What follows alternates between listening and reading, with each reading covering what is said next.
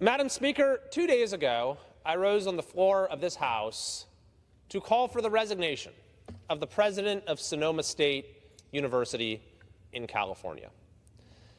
This institution is one of a disturbing number that have chosen to deal with this highly disruptive trend of encampments on campuses, not by even-handedly enforcing universities' rules and enforcing the law, but rather by caving to the demands of this small minority of unlawful protesters. Caving to their demands, appeasing their desired changes in university policy in order to make university policy anti-Israel and anti-Semitic in nature. What happened at Sonoma State was particularly egregious.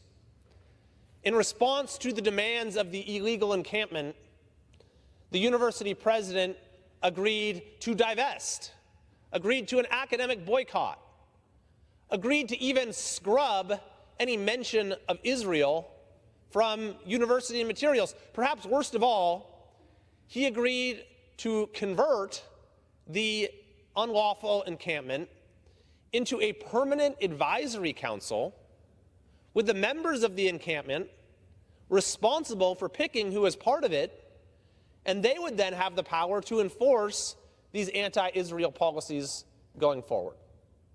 Well, we finally have a little bit of good news in that this call was heard by the chancellor of Cal State University, and that university president is now on administrative leave. Of course, that doesn't go far enough.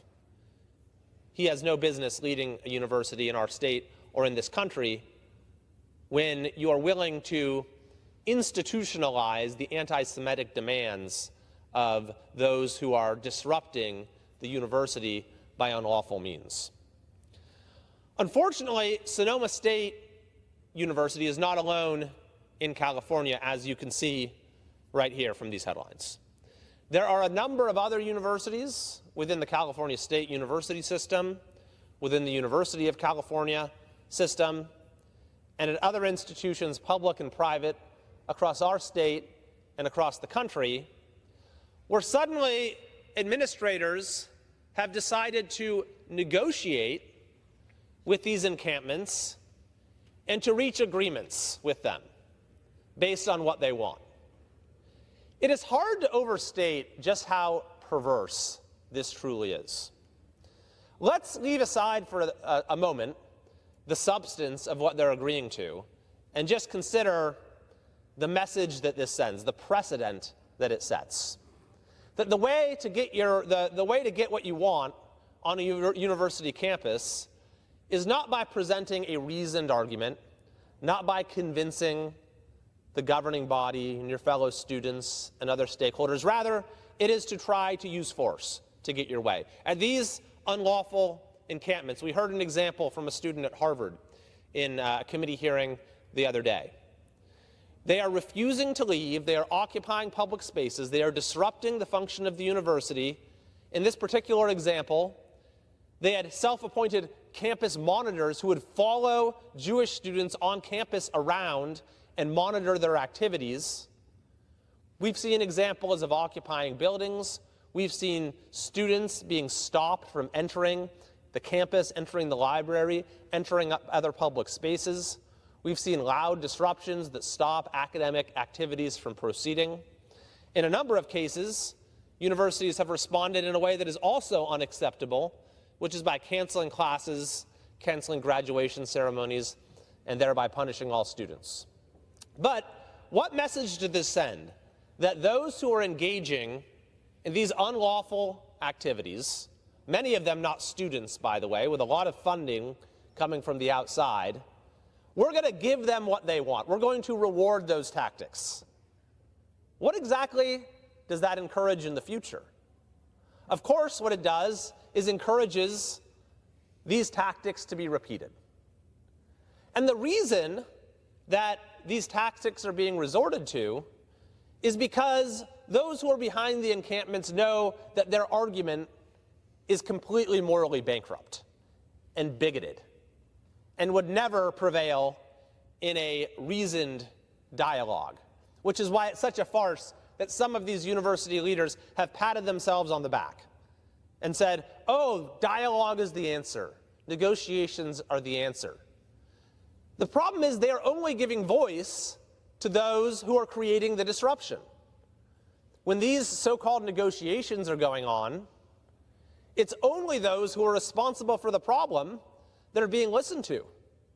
We're not seeing any evidence that they're bringing in representatives from Jewish student groups, or for that matter, the broader law-abiding student community, student body, to come and have their voice heard. Rather, they're elevating this small, disruptive minority and privileging their despicable points of view.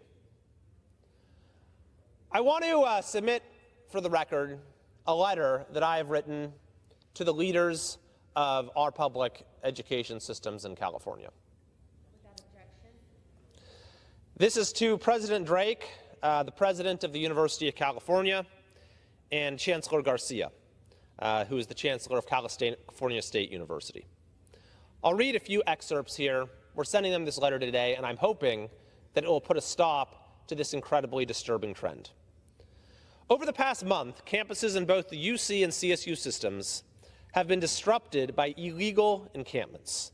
These encampments violate university rules, violate the law, and have given rise to other disruptive activities posing a threat to the safety, civil rights, and learning of students.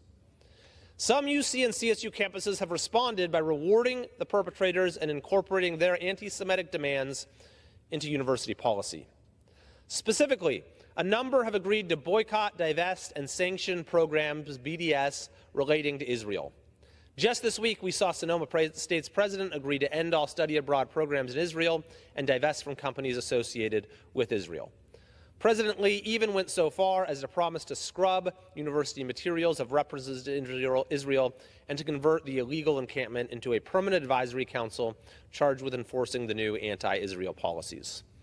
The letter then goes on to list several other examples within the UC and CSU systems, at UC Riverside, at UC Berkeley, at CSU Sacramento, at CSU San Francisco.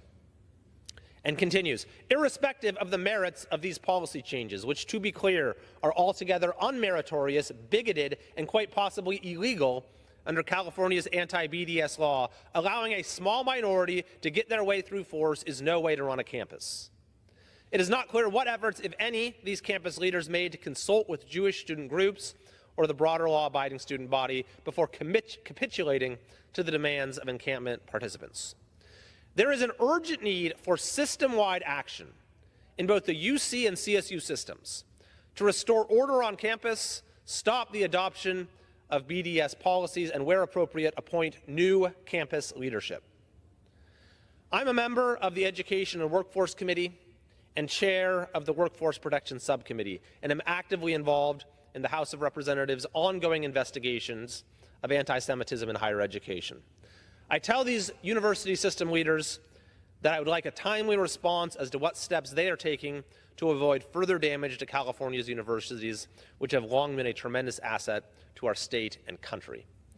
I will, of course, share with the public the response that I receive from these university officials, and moreover, this next week, we have the leader of one campus, UCLA, who will be appearing before our Committee on Education in the Workforce to be held to account for the horrifying events that unfolded on that campus, thanks to the university's failure to take action to protect students.